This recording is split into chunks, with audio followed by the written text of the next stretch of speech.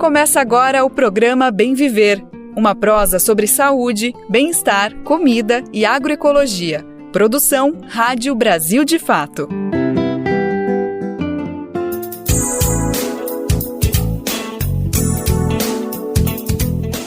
Enfim, ela chegou. Hoje é sexta-feira, minha gente, dia 4 de outubro de 2024.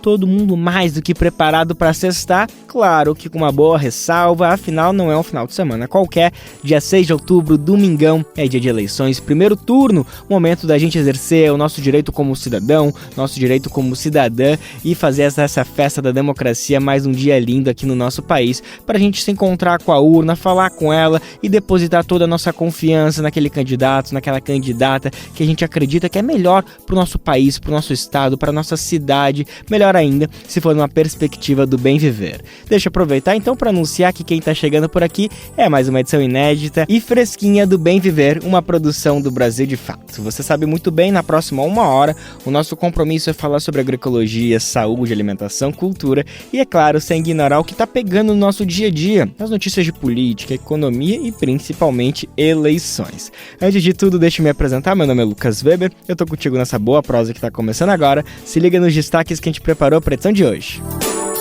Uma conversa com o Tichai Suruí, a liderança indígena, alerta como sim, as eleições municipais é um momento de discutir o combate às mudanças climáticas. Com seca severa e conta de luz mais cara, o governo estuda retornar com horário de verão. Belo Horizonte pode ter uma nova bandeira. Mudança será decidida por referendo durante as eleições deste domingo. Prazo para atualizar o e-título se encerra amanhã, véspera das eleições municipais. Festa do Caruru de Cosme e Damião agora é patrimônio imaterial da Bahia.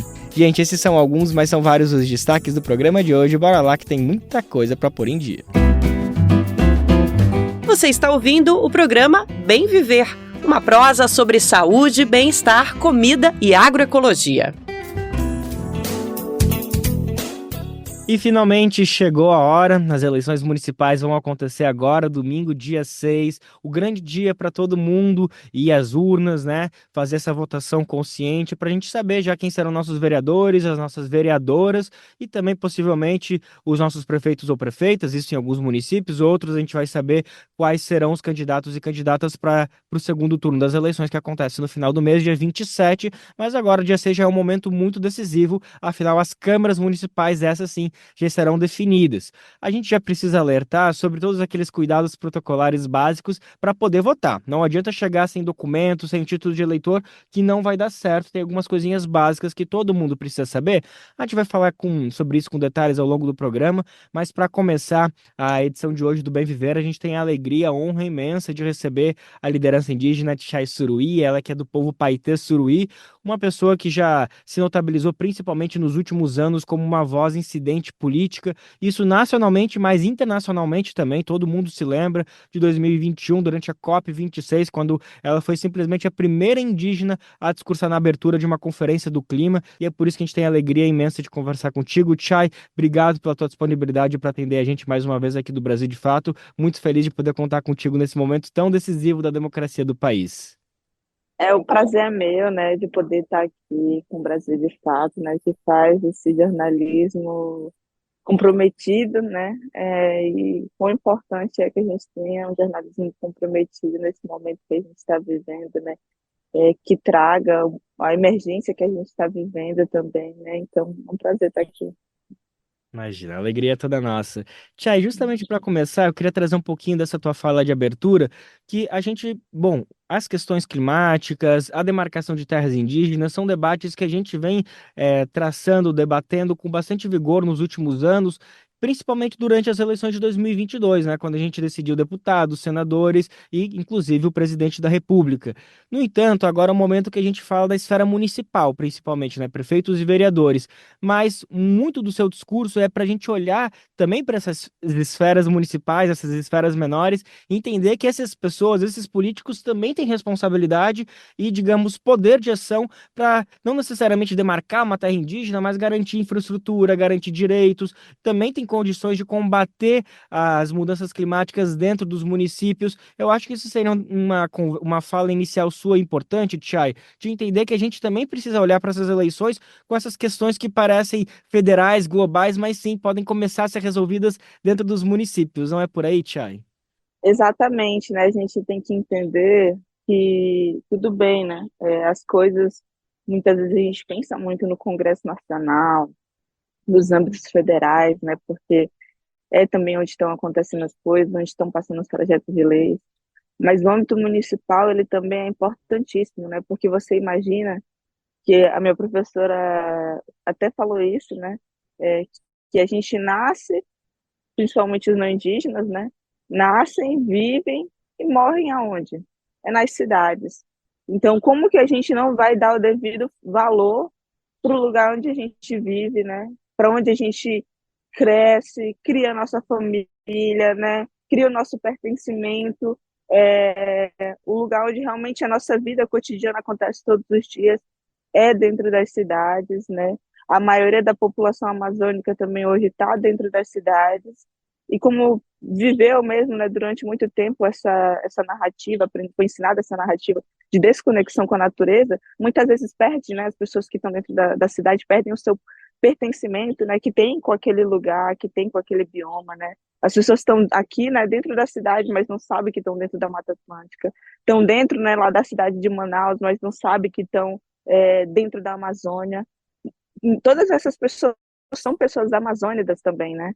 Então a gente tem que, é importante que a gente traga esse pertencimento, né? Principalmente, você imagina que a gente, Porto Velho, né? Que é a capital de Rondônia, a gente passou 2 meses inteiros vivendo a fumaça, respirando fumaça, entendeu? Você respirava, você sentia que era fumaça, não era ar puro, né? A minha irmã, ela falou uma coisa para mim que eu fiquei pensando tanto, né? O meu sobrinho, ele tem 2 meses de vida.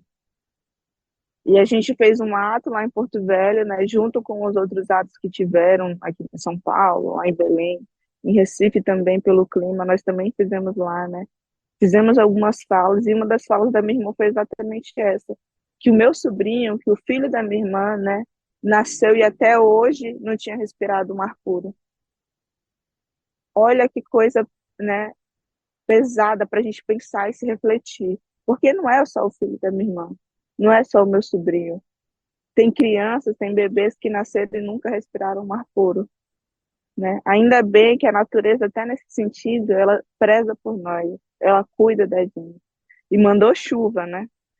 Para limpar o céu, para limpar o céu de Porto Velho, porque se não fosse a natureza, nem isso a gente ia ter. E você vê que até nessa hora, ela não olha a quem. Ela manda a chuva para todos nós, para aqueles que queimaram, para aqueles que não queimaram, né? Então, e isso me fez refletir demais, né? E como que isso está ligado também à questão das cidades, né? Você imagina Porto Velho, está na região da Macro, né? Além de estar ali dentro ser a capital da Macro, está ali no Arco do Desmatamento. Porto Velho é a capital do Brasil que tem o maior rebanho bovino, mas também, ou seja, onde a gente vai ver, né, os nossos candidatos não falam de mudanças climáticas, né? São pouquíssimos os candidatos a vereadores, né, que trazem essa pauta muito forte, até porque isso, né, na verdade, em Rondônia é uma antipauta, não é que eles não sabem falar, é porque eles não querem, é porque eles se negam a falar mesmo da pauta ambiental, com medo, né, de perder eleitores, porque continuam também fortalecendo essa ideia de que o agronegócio é que carrega o Brasil, né? Que não é uma verdade. O agronegócio, ele se beneficia muito dos insumos que o governo, né, dá para ele, mas não devolve isso para a sociedade. Um exemplo muito claro disso, e do porquê eu comecei a falar, é a própria Porto Velho, né? Porto Velho, como eu falei, tem o maior rebanho bovino, né, de uma capital, mas também, né, apesar de toda essa riqueza, você não vê isso refletida na sociedade, você não vê isso refletida na cidade, porque apesar disso, né, e de toda essa riqueza, de todo esse agronegócio que eles esbanjam, você não vê espaços de lazer na cidade, né? Você não vê espaços de cultura, você não vê essas coisas, é, você não vê a coletividade sendo, né, valorizada ou espaços coletivos sendo construídos para dentro da cidade. Além disso, né, apesar, né, como eu falei, de toda essa coisa do agronegócio, você vai olhar os índices de Porto Velho tem o pior índice de desenvolvimento humano entre as capitais da Amazônia, né? Porto Velho tem os maiores índices de feminicídio, de que se mata mulheres nas capitais amazônicas. Porto Velho tem os maiores índices de queimada, né, também nas capitais amazônicas, né? Então, Porto Velho tem os piores índices de desenvolvimento humano, né? Porto Velho tem os piores índices ambientais, né? E tem o maior rebanho, né, do Brasil. Então, cadê, né? Onde que está essa riqueza do agronegócio revertida para a população?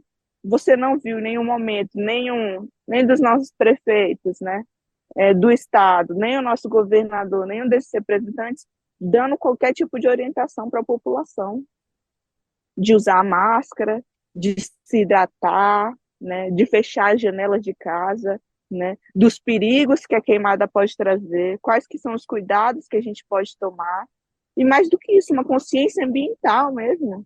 Porto Velho foi um exemplo, né, mas a gente pode dar inúmeros exemplos de outros lugares dentro da Amazônia e fora da Amazônia, da importância, né, para essas eleições, principalmente quando a gente fala na questão climática, né?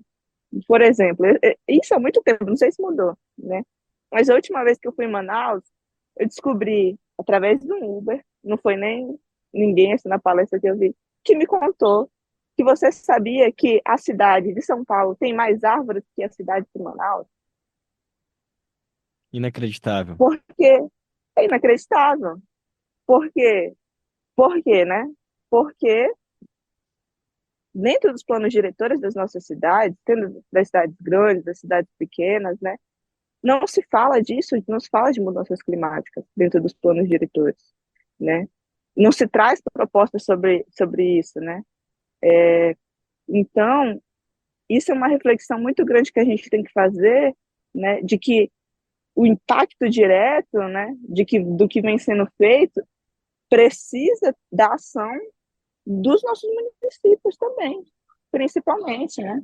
Sem dúvida alguma. Precisa. Então, uma coisa que a gente vem falando, trazendo de toda essa reflexão também é isso, né? Como que a gente vê, né, como urgente, como emergente, hoje no momento que a gente está vivendo, diz, por exemplo, Porto Velho, só fumaça, o Rio Madeira, que né, é o principal afluente do Rio Amazonas, um dos maiores rios do mundo, está apenas com 25 centímetros, né? Isso é assustador, já está deixando famílias ribeirinhas indígenas isoladas, sem acesso à comida, à água potável, né? Então, diante de tudo isso, a gente vê como urgência, né, eleger pessoas comprometidas com o clima, mulheres indígenas, pessoas indígenas, aqueles que tragam sem medo, né, a pauta da vida, a pauta do futuro, a pauta de se debater as mudanças climáticas também nas cidades, porque é falar também de saneamento básico, é falar também de transporte público de qualidade, é falar, né, por exemplo, que quando o Acre, a gente estava seco agora o Acre, né? Mas um pouquinho antes o Acre estava vivendo enchentes. Então é isso, saiu da No enchente mesmo para ano. super seca. No mesmo No ano. mesmo ano. Uma questão de diferença de meses. No mesmo ano. E a capital de Rio Branco ganhou o mesmo patamar, conseguiu o mesmo patamar de Porto Velho, que é o pior ar do Brasil. As duas. Você imagina, uma coisa é aqui em São Paulo, tem milhões de pessoas. Porto Velho tem, não tem tantas pessoas assim, né? Rio Branco, muito menos, para alcançar o patamar de pior ar do Brasil, né? E aí é isso, estava numa enchente, estava numa seca, e quando enche, né, a mudança climática, com certeza afeta todos, né? Mas afeta de maneira diferente a cada um de nós. Isso a gente não pode negar. Alguns são muito mais afetados, principalmente as populações vulnerabilizadas, e também tem menos condições de se reestruturar, né? Quem não tem dinheiro não tem condição de refazer a sua casa. Geralmente, Estamos. quando tem enchente, quem sofre é a periferia. É na periferia que alaga, né? É lá também, muitas vezes, quando nós, indígenas, temos que sair da cidade, vamos.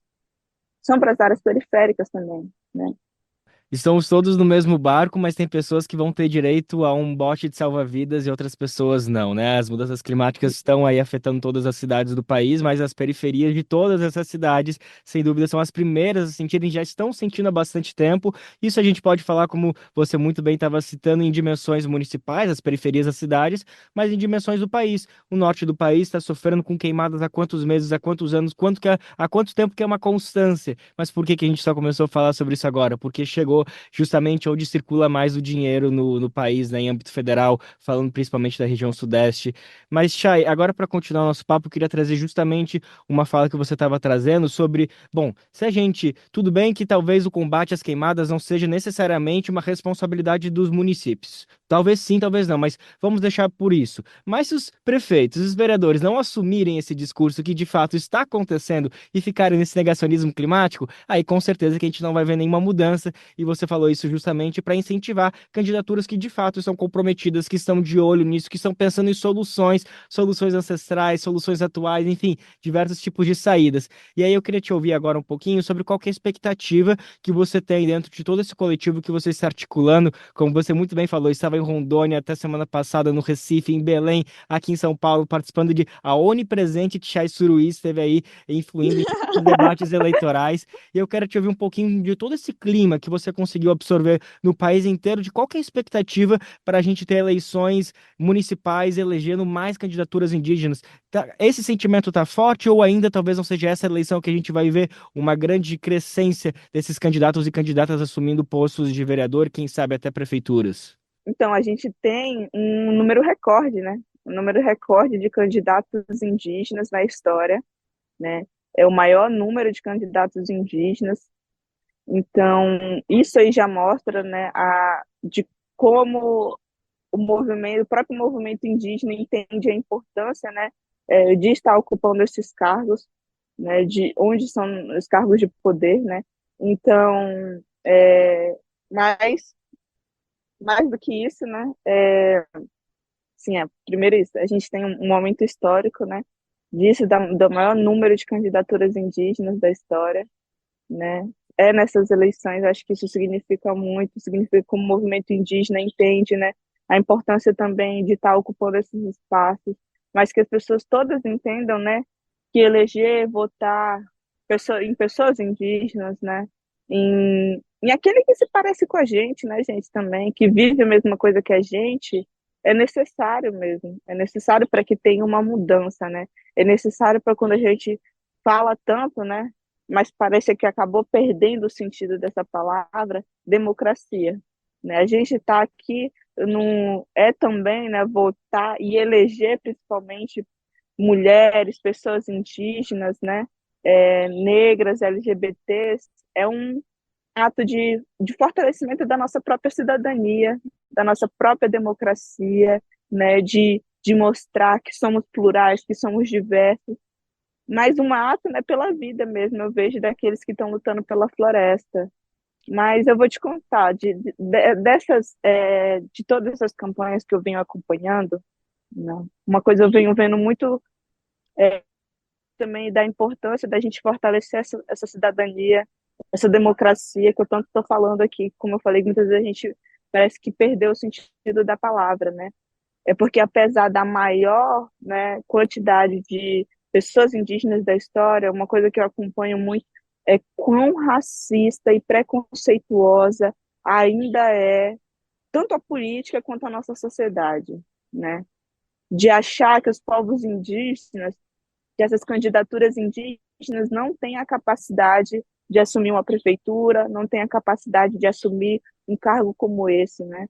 Quando você imagina são complexas, temos nossa própria forma, né, de autogovernança, temos a nossa própria forma de fazer a nossa política interna, né? Somos nações indígenas e eles ainda acham que a gente não tem, né, a capacidade, ainda nos olham como incapazes, como ignorantes, como burros, né, como preguiçosos, ainda tem esse olhar racista mesmo, estereotipado, né, do que é o indígena.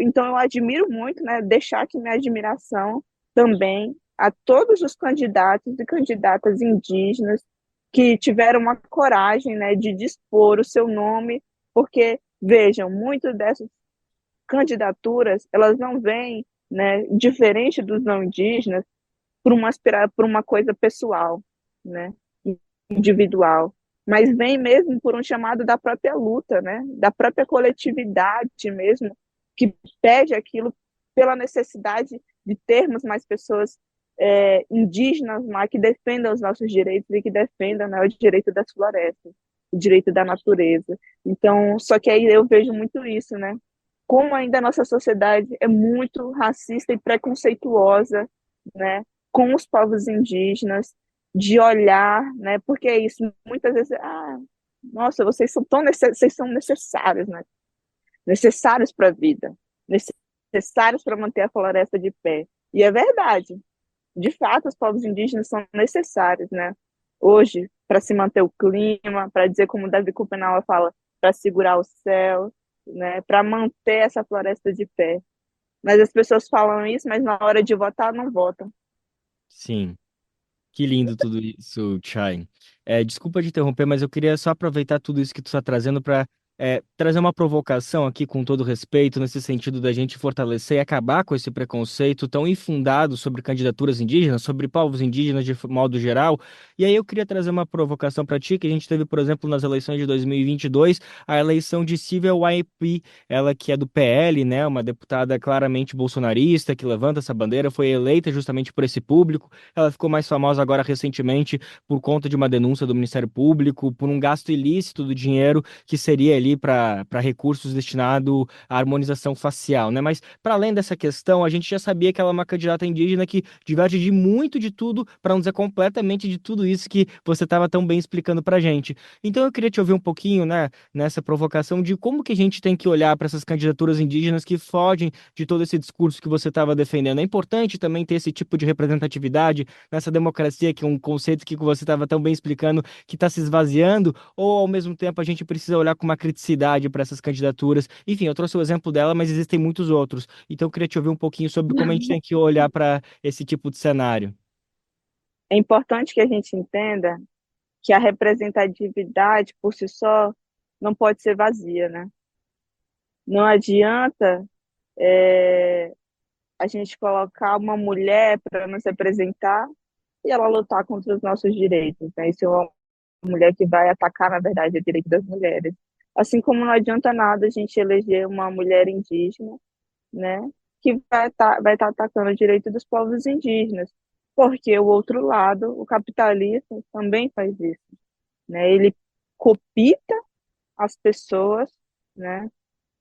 Faz ela, inclusive, vender aquilo que elas têm de mais sagrado, porque na nossa essência, como povos indígenas, a nossa essência é a da proteção da natureza, porque somos seres natureza. A nossa essência não é a da exploração, né, desse lugar que para nós é sagrado. Então, se tem alguém que está fazendo isso, é porque já foi cooptado, né, pelo próprio pensamento da destruição, aí desse pensamento do agronegócio que eu falei que está sendo ensinado até hoje para a nossa população em Rondônia, né?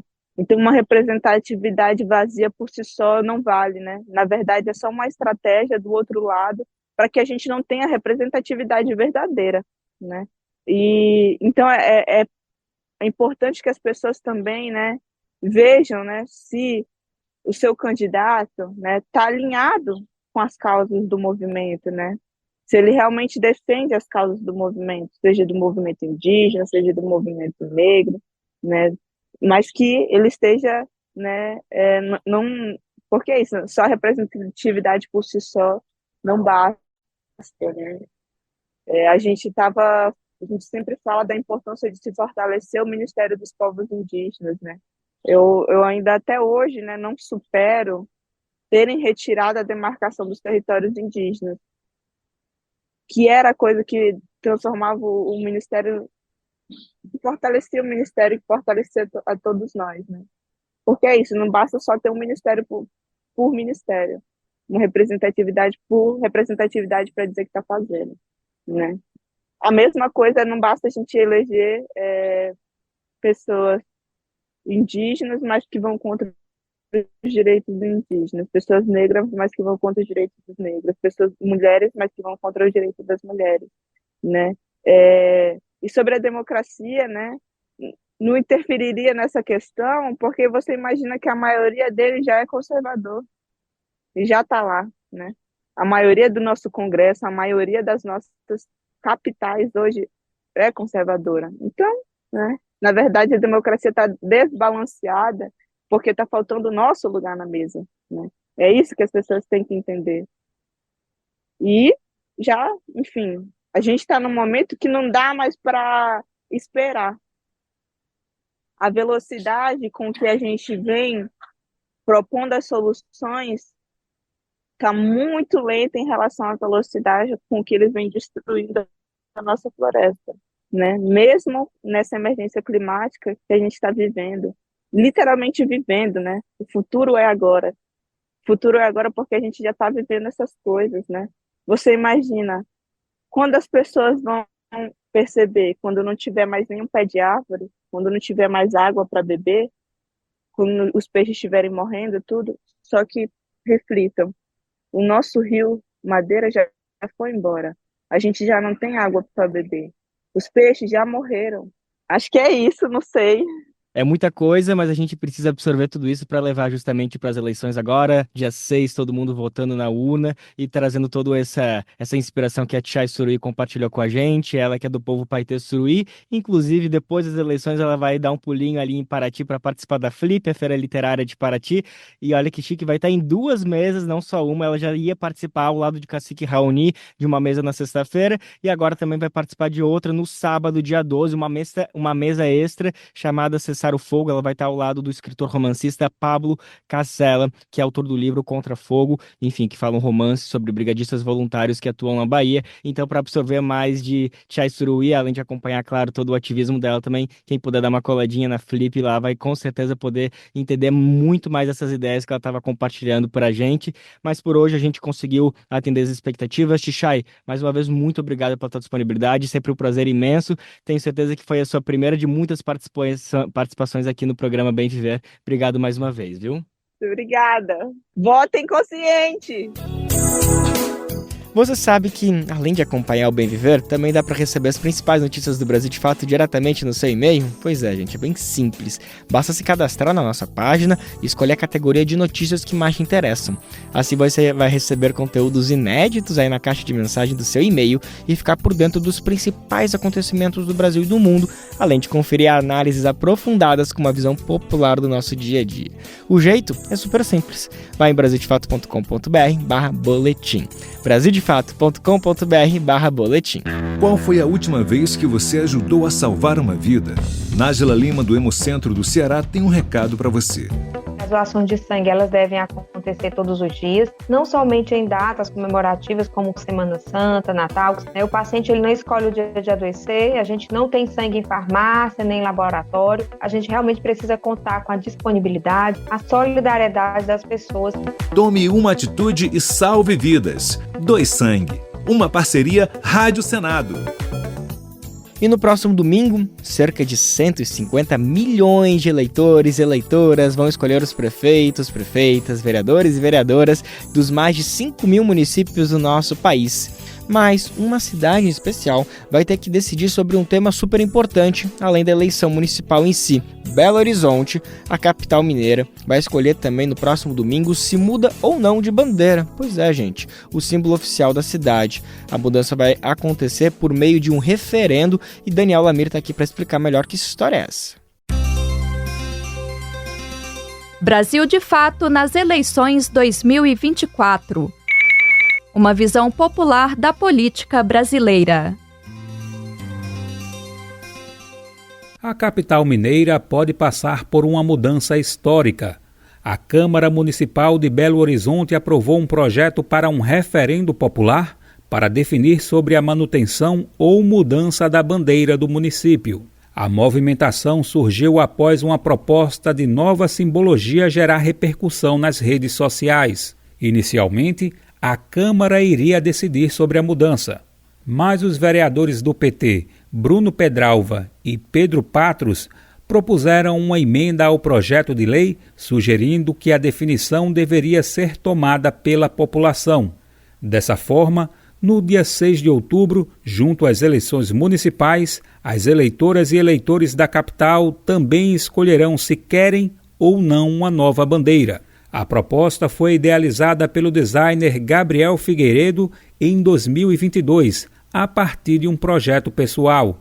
Após a publicação do desenho nas redes sociais, o conceito gerou grande repercussão, com diversos posicionamentos públicos, favoráveis e contrários.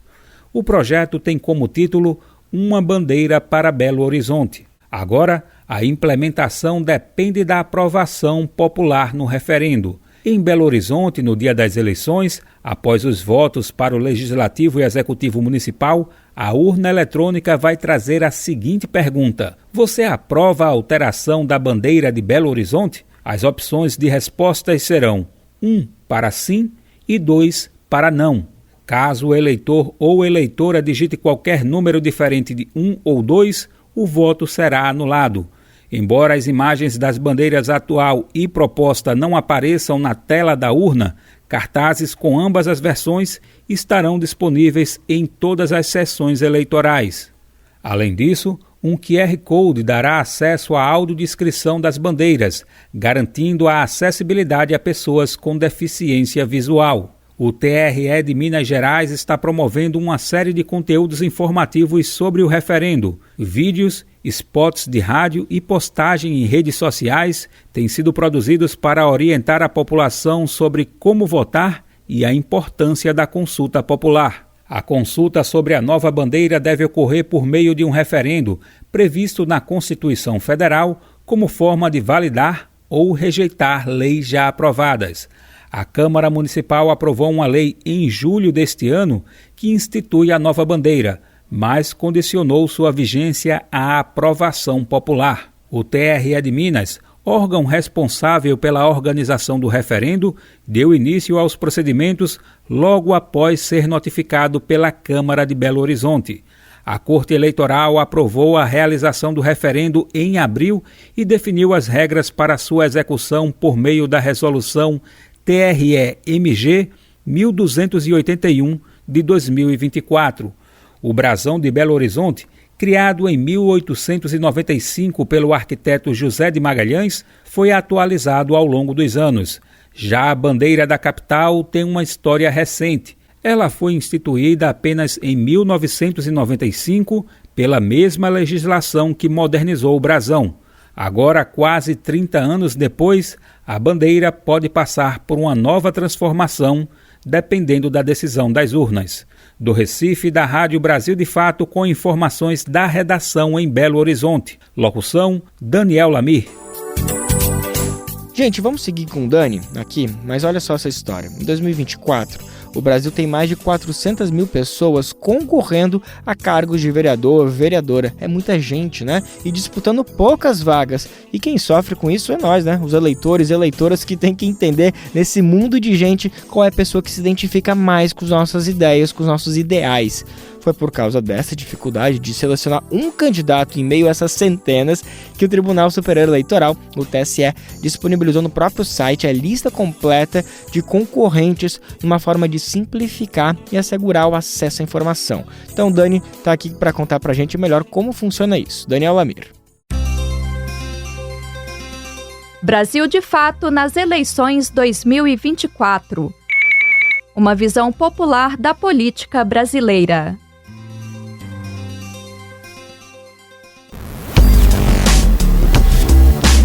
E aí, vai votar no próximo domingo e ainda não sabe os números de quem você escolheu para o Executivo e o Legislativo do seu município? Uma dica para situações como essa é o site Divulga Cande Contas, disponibilizado pelo TSE, Tribunal Superior Eleitoral. Essa plataforma ajuda na consulta sobre o número de candidatos e candidatas. Nela, o eleitor ou eleitora deve procurar pela região do país, marcar o estado e depois a cidade. Em seguida, basta escolher o cargo e estará disponível a lista com o nome e o número de todos os candidatos e candidatas no município escolhido. Já na hora de digitar esses números na urna eletrônica, haverá uma ordem de votação. Primeiro será feita a escolha para vereador ou vereadora. O número é composto por 5 dígitos. Após confirmar o voto para o Legislativo, será a vez de votar para o cargo de prefeito ou prefeita. O número tem apenas 2 dígitos. O TSE orienta que sejam conferidos o número, as fotos, os nomes e a sigla do partido. Se as informações estiverem corretas, é só clicar no botão Confirma. Após o registro do voto para prefeito ou prefeita, aparecerá na tela da urna a palavra Fim. Mas para quem ainda ficou com dúvidas, há o simulador de votação que pode ajudar.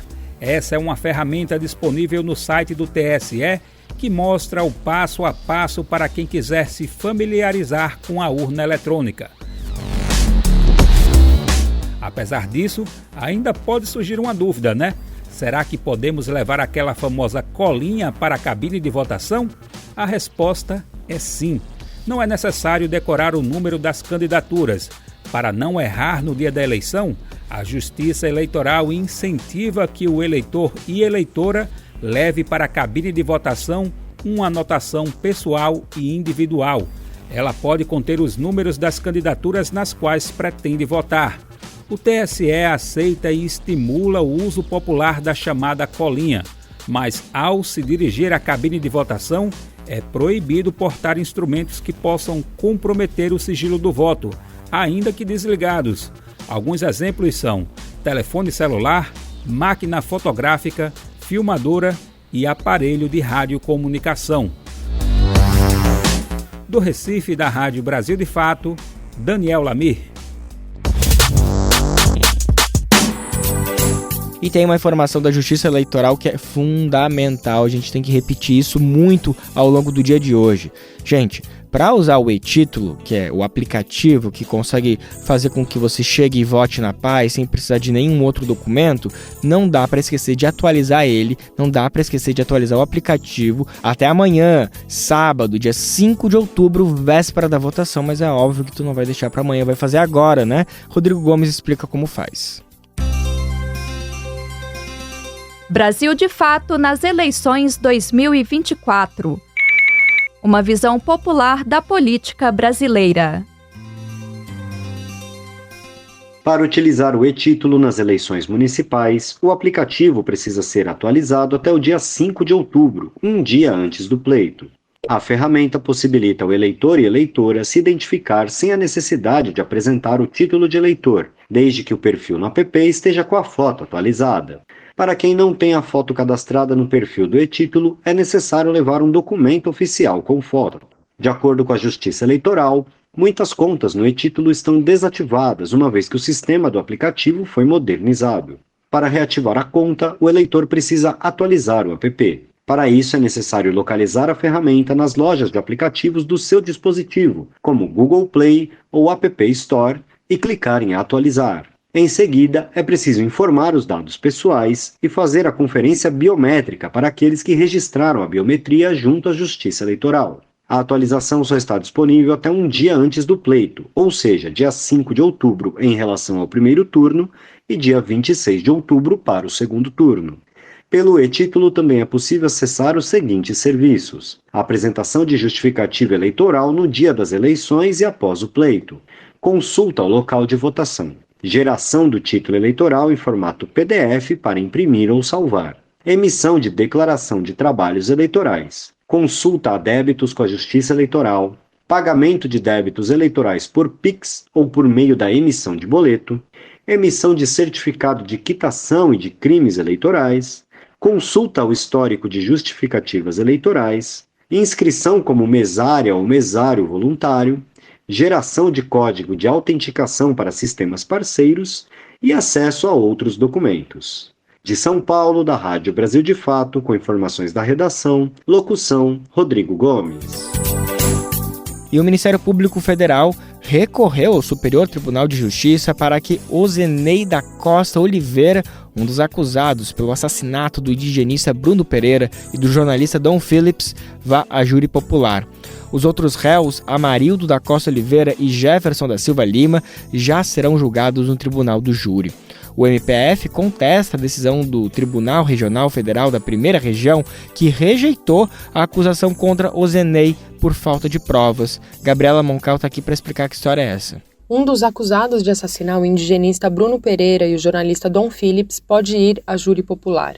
Na terça-feira, o MPF, Ministério Público Federal, entrou com um recurso no Superior Tribunal de Justiça nesse sentido. A ação envolve Ozenei da Costa Oliveira, um dos acusados do crime. Os outros réus pelo assassinato, Amarildo da Costa Oliveira, irmão de Ozenei, e Jefferson da Silva Lima, serão submetidos ao tribunal do júri. No último 17 de setembro, ao analisar a defesa dos acusados, a Justiça rejeitou a sentença de pronúncia contra Ozenei, por falta de provas. O MPF argumenta que há suficiência de elementos probatórios indicativos da participação de Ozenei no crime. Além disso, o Ministério Público afirma que os 3 réus devem ser julgados por duplo homicídio qualificado. Em nota, o MPF cita que há prova testemunhal com detalhes do encontro de Ozenei com Amarildo no dia e hora dos assassinatos. O documento cita um relato de que Amarildo estaria esperando pelo irmão em sua embarcação e de que Ozenei estava com pressa para encontrar Amarildo. Outro argumento usado pelo Ministério Público é de que, ao confessar, Jefferson afirmou que Amarildo convocou Ozenei e outros familiares para o crime. Ozenei é apontado como aquele que revelou para as autoridades onde estavam ocultados os corpos do indigenista e do jornalista.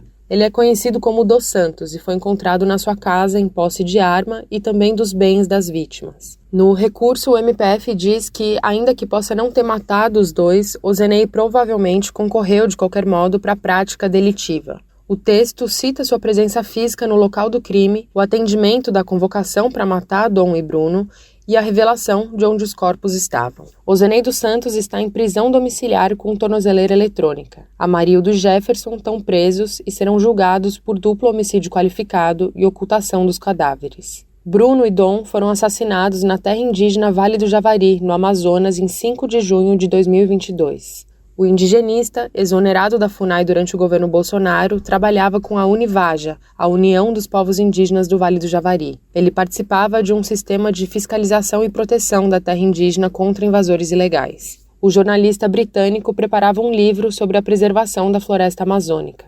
De acordo com o MPF, o assassinato foi motivado por desentendimentos entre Bruno e Amarildo, que praticava pesca ilegal no território indígena. Bruno teria pedido para Dom fotografar o barco dos acusados. O primeiro foi morto com 3 tiros, o segundo com 1. A investigação aponta que o alvo principal era Bruno e que Phillips foi morto por estar com ele. Ainda, segundo o MPF, a atuação de Bruno na região era vista como um empecilho para a atividade criminosa de caça e pesca ilegais. De São Paulo, da Rádio Brasil de Fato, Gabriela Moncal. Em um estudo realizado pelo Instituto de Ciências Biomédicas da Universidade de São Paulo, em parceria com outras instituições, revelou a presença de chumbo no leite materno, trazendo preocupações sobre possíveis efeitos no desenvolvimento da linguagem em bebês. A pesquisa, publicada recentemente na revista científica Frontiers in Public Health, acende um alerta, já que chumbo é um elemento neurotóxico.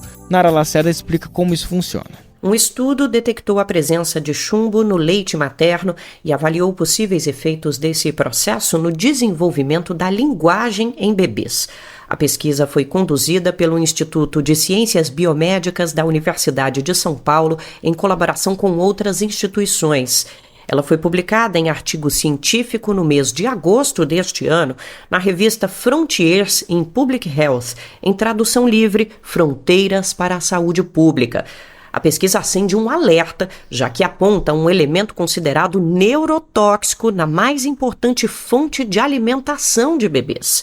A OMS, Organização Mundial da Saúde, recomenda que o leite materno seja o único alimento da dieta de crianças com até 6 meses. Por meio dele, mais de 400 substâncias imunológicas são levadas ao organismo e a amamentação impacta até mesmo na inteligência desenvolvida na vida adulta. Há décadas, estudos indicam as consequências do chumbo para a saúde. A presença do metal no corpo humano está diretamente relacionada à contaminação do ar, da água e dos alimentos. O chumbo é amplamente utilizado na indústria siderúrgica e no agronegócio como componente de fertilizantes. O elemento também é emitido na fumaça de veículos automotores e de queimadas. O chumbo é capaz de atravessar a barreira hematoencefálica do cérebro. Ela organiza e regula o transporte de substâncias entre a corrente sanguínea e o sistema nervoso central. O componente pode afetar os astrócitos, células que fornecem suporte e nutrição aos neurônios. Esse processo tem potencial de comprometer o funcionamento neuronal.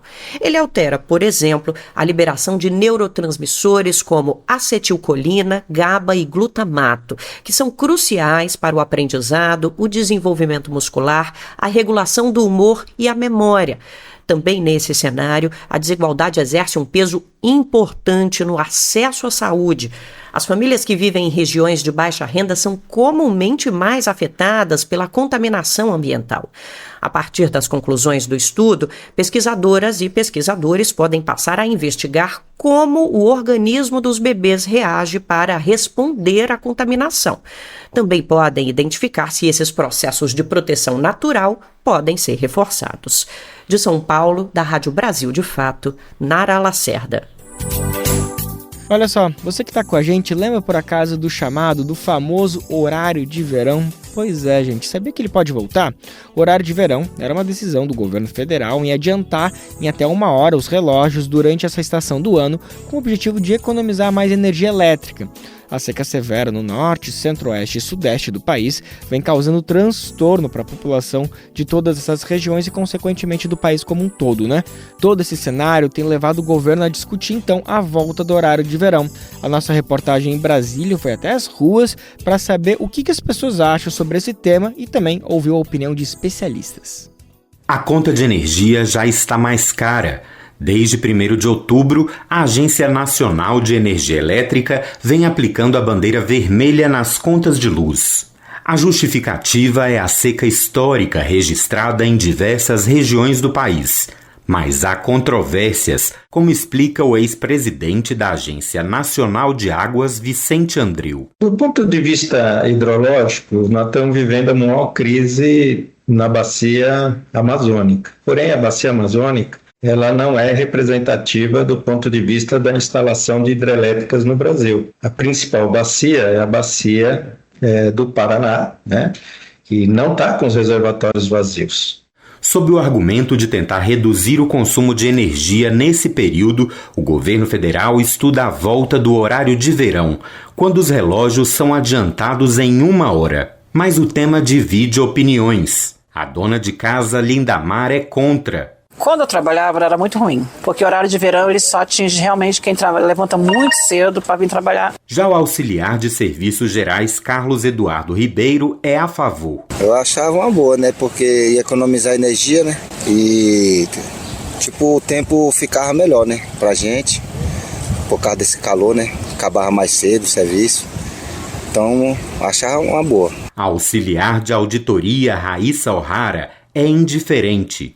Eu acho o horário de verão bom porque a gente tem a percepção que passa mais rápido o tempo, né? A gente entra mais cedo no serviço e acredita que sai mais cedo. Mas para mim também não faz nenhum tipo de diferença. Preferências à parte para o ex-presidente da Agência Nacional de Águas, a decisão sobre a volta do horário de verão deve obedecer a evidências científicas e às projeções sobre os possíveis resultados da adoção da medida. O ONS fala em uma economia dos meses de adoção desse mecanismo, nos meses de outubro a fevereiro, de menos de 400 milhões de reais.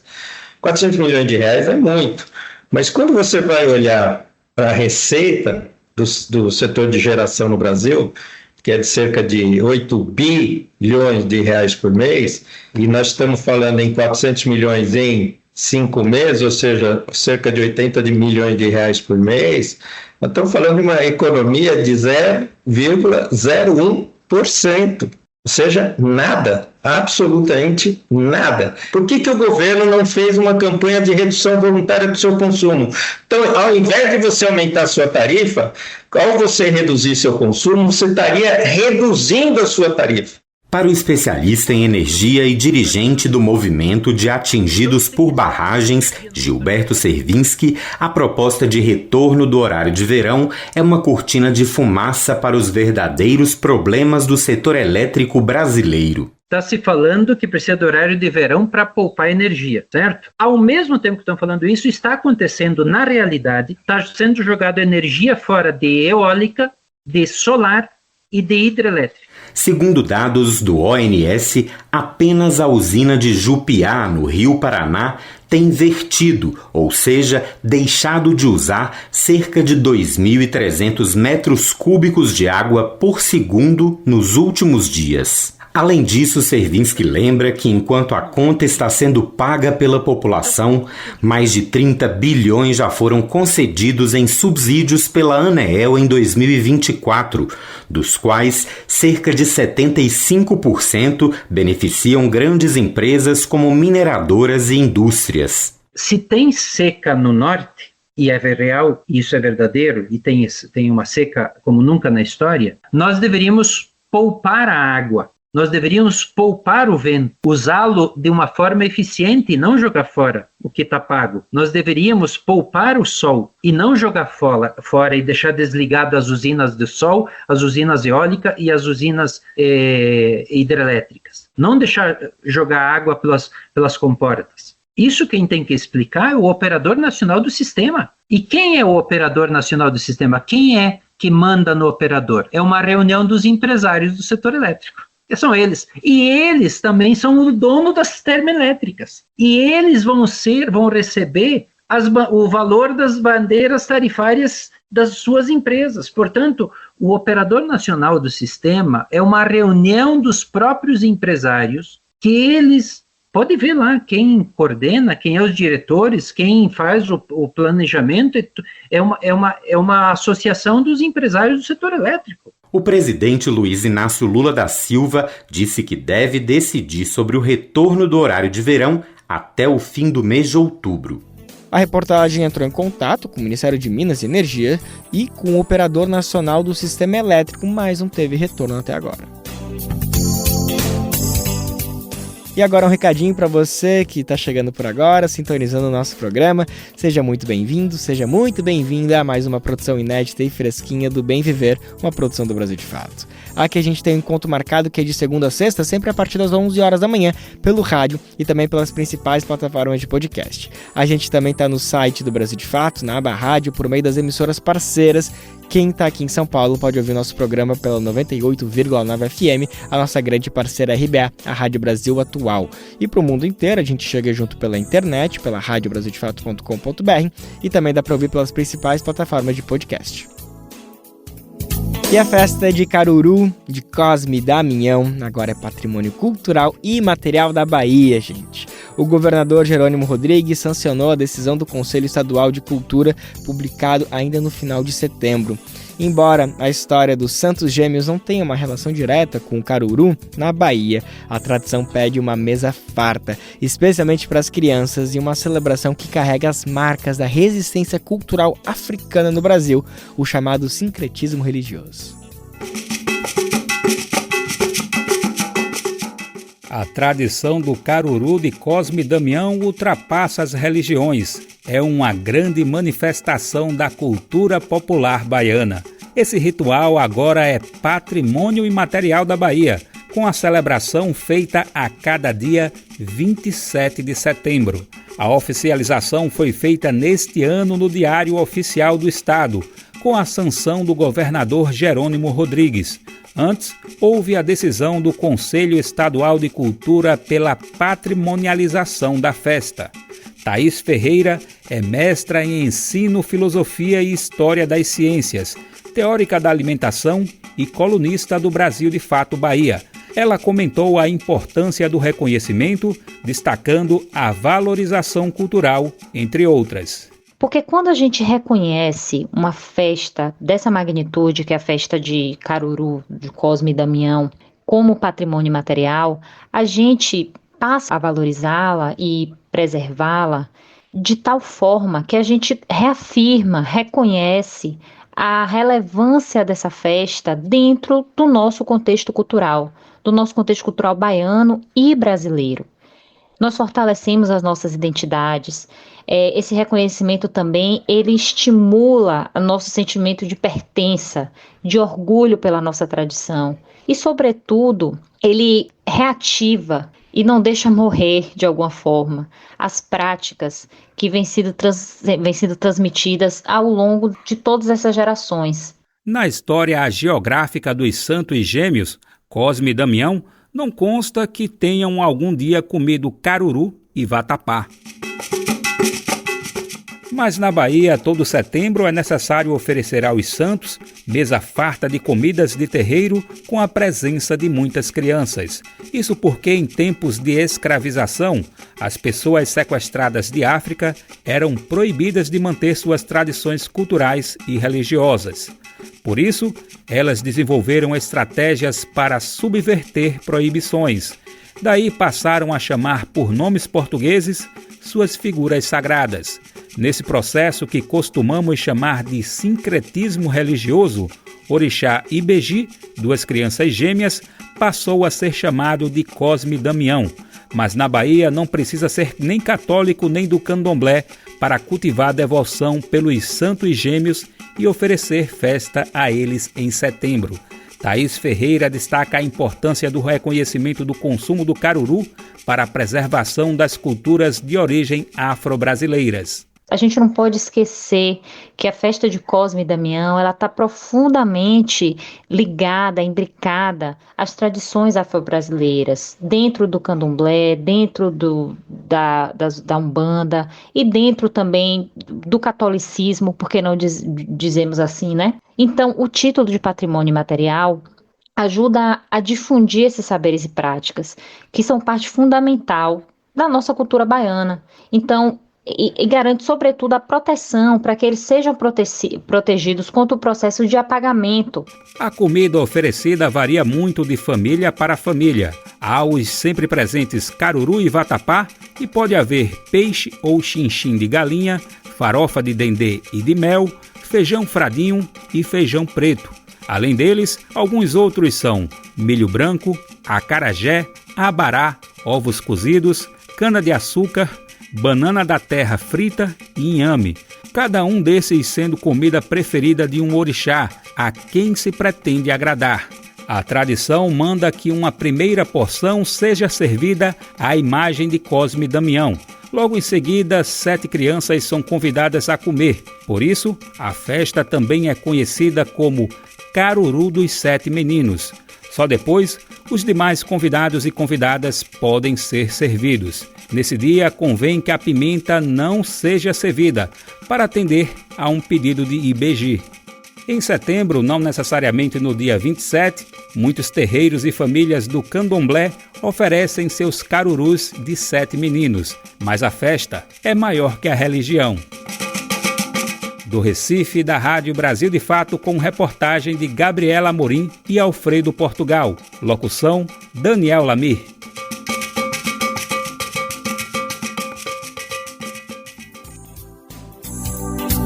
Gente, a edição de hoje fica por aqui, então a gente está de volta segunda-feira com mais um programa inédito, a partir das 11 horas da manhã para o mundo inteiro nos ouvir pela radiobrasildefato.com.br. Logo depois a nossa parceira RBA Rádio Brasil Atual 98,9 FM transmite o programa aqui na Grande São Paulo.